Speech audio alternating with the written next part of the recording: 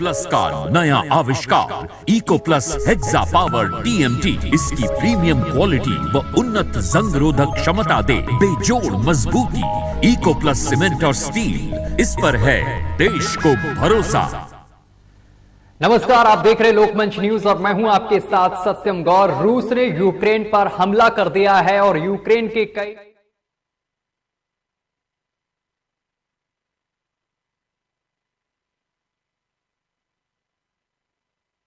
पूरी दुनिया रूस और यूक्रेन की जंग को, लेकिन यह चिंता हमारे देश में उन परिवारों में बहुत ज्यादा है जिनके बच्चे पढ़ने के लिए यूक्रेन गए हुए हैं।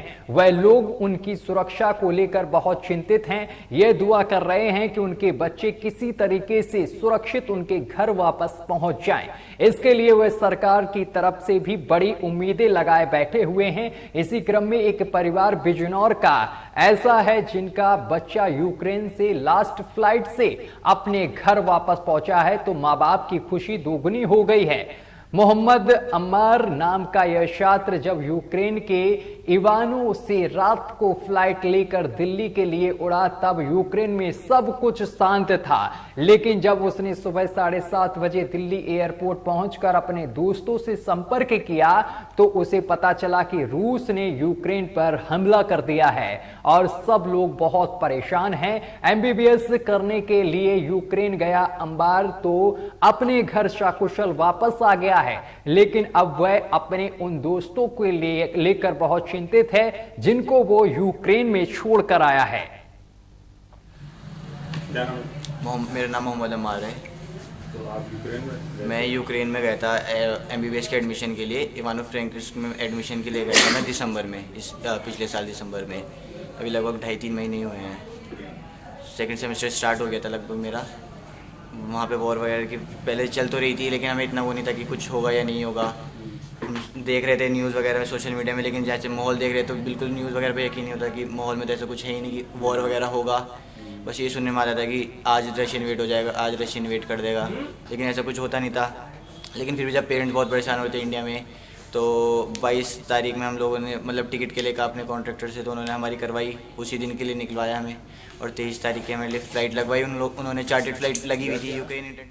और उधर बुलंदशहर में राष्ट्रीय पक्षी मोर को गोली मारने की खबर सामने निकल कर आ रही है और गोली लगने से मोर की हत्या हो गई है। वहीं आपको बताते चले कि ग्रामीणों ने एक युवक को पकड़ा है। 2 लोग बंदूक लेकर फरार हो गए हैं। खुर्जा कोतवाली नगर में हिंदू दल के कार्यकर्ता पहुंचे हैं। पुलिस ने मोर के शव को कब्जे में लेकर पोस्टमार्टम के लिए भेज दिया है। खुर्जा कोतवाली नगर अगवाल गांव का ये पूरा मामला है जहां पर मोर को गोली मार दी गई है और जिसके बाद मोर की मौत हो गई है। खुर्जा कोतवाली नगर अगलवाल गांव का ये पूरा मामला बताया जा रहा है।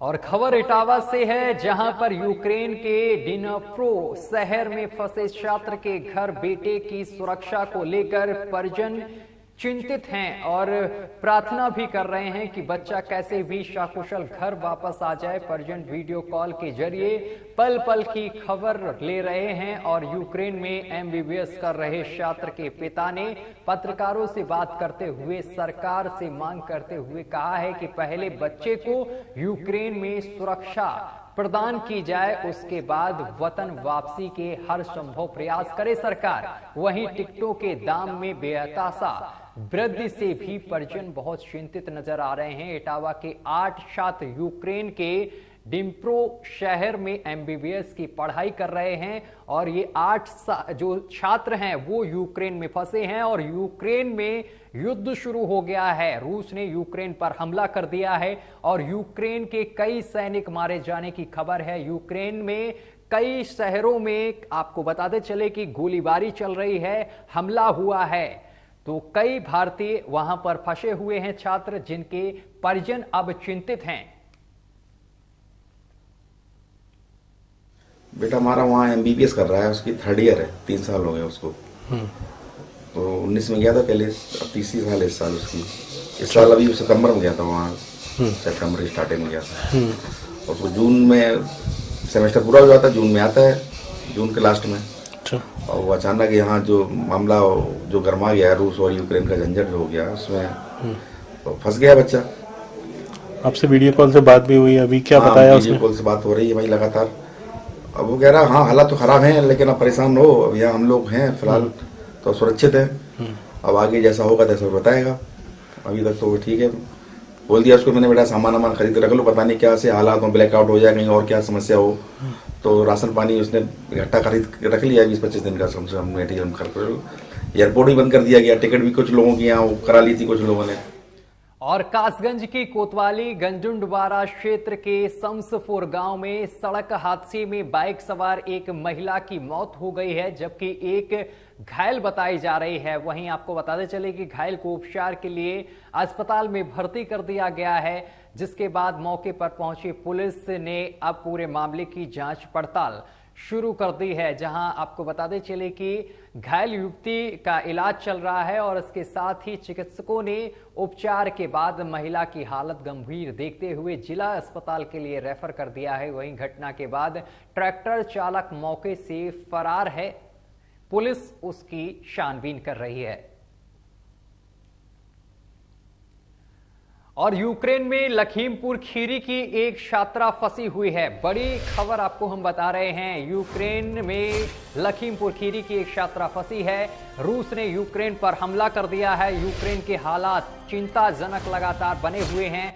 जो लोग वहां पर फंसे हैं उनके परिजन लगातार अपने बच्चों से ऑनलाइन तरीके से बातचीत कर रहे हैं और इसके साथ प्रार्थनाओं का दौर भी शुरू हो गया है। और इसके साथ ही प्रधानमंत्री से भी लोग अपील कर रहे हैं कि बच्चे को सकुशल वतन वापसी कराई जाए। यूक्रेन में एमबीबीएस की पढ़ाई कर रही थी छात्रा, खीरी टाउन की रहने वाली है, जो अब यूक्रेन में फंसी हुई है।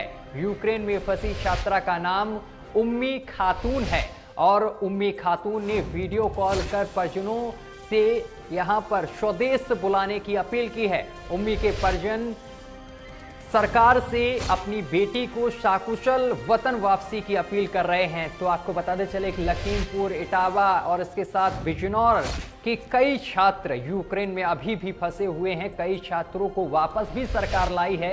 एक फ्लाइट यहां से गई थी एयर इंडिया की, लेकिन वहां पर लैंडिंग ना होने की वजह से उसको वापस लौटना पड़ा है, क्योंकि यूक्रेन में अब हालात बहुत ज्यादा खराब हैं। और मिर्जापुर जनपद के चुनार विधानसभा में भाजपा विधायक अनुराग सिंह हैं। वहीं चुनावी मैदान में तो दूसरी तरफ उनके चाचा भी निर्दलीय प्रत्याशी के रूप में चुनावी मैदान में ताल ठोक रहे हैं। आपको बताते चले कि चुनार विधानसभा पूर्व मंत्री ओम प्रकाश सिंह का गढ़ माना जाता था और इस क्षेत्र से कई बार विधायक व मंत्री बने हैं। भाजपा का यहां पर कई वर्षों तक कब्जा रहा है, लेकिन 2014 में विधानसभा चुनाव में इस सीट से मंत्री ओम प्रकाश सिंह को हराकर सपा के जगदंबा सिंह पटेल ने कब्जा कर लिया। लेकिन 2017 विधानसभा चुनाव में प्रचंड बहुमत से ओम प्रकाश सिंह के पुत्र अनुराग सिंह भाजपा से विधायक चुने गए। यह विधानसभा क्षेत्र पटेलों का गढ़ माना जाता है। भाजपा ने फिर से दोबारा भरोसा जताया है और अनुराग सिंह को टिकट दिया है। वहीं जनता के बीच से जाकर अनुराग सिंह ने गांव की गलियों से होकर घर घर जाकर वोट मांगा है और कहा है कि हमने चुनार विधानसभा में विकास किया है, जनता हमें फिर अपना आशीर्वाद देगी। भारतीय जनता पार्टी सदैव विकास के आधार पर चुनाव लड़ती रही है और 2017 के बाद जिस तरीके से चुनार विधानसभा में विकास की गति पकड़ी है, निश्चित तौर पे जनता का भरपूर समर्थन मिल रहा है, प्यार, स्नेह, और मैं कह सकता हूं कि भारतीय जनता पार्टी चुनार विधानसभा में तो प्रचंड बहुमत के साथ विजय हासिल कर रही है। खबरों में आगे बढ़ेंगे, बात करेंगे नोएडा की। नोएडा के सेक्टर 37 से खबर सामने निकल कर आ रही है, जहां पर यू टर्न पर भारी जाम देखने को मिल रहा है। सिटी सेंटर की तरफ आने वाले वाहनों को करनी पड़ रही है कड़ी मशक्कत। अवैध रूप से बसों में सवारियों को बिठाने के होड़ में यहां पर दिक्कतों का सामना आम जनता को करना पड़ रहा है। तस्वीरें भी हम आपको दिखा रहे हैं। यू टर्न के पास भारी जाम देखने को मिल रहा है। ये सुबह की तस्वीरें हैं जब लोग अपने दफ्तर के लिए निकलते हैं और उसी समय यहां पर लोगों को भारी जाम का सामना करना पड़ रहा है। अवैध रूप से जो बसें चल रही हैं और अवैध रूप से जो बसें सवारियों को बैठाती हैं, इस वजह से कहीं ना कहीं जाम की ये संभावना बन जाती है। तस्वीरें भी हम लगातार आपको दिखा रहे हैं नोएडा के सेक्टर 37 की, जहां पर भारी जाम का सामना लोगों को करना पड़ रहा है। और इसी के साथ बुलेटिन में अभी के लिए बस इतना ही। देश दुनिया की तमाम खबरें देखने के लिए देखते रहिए लोकमंच न्यूज।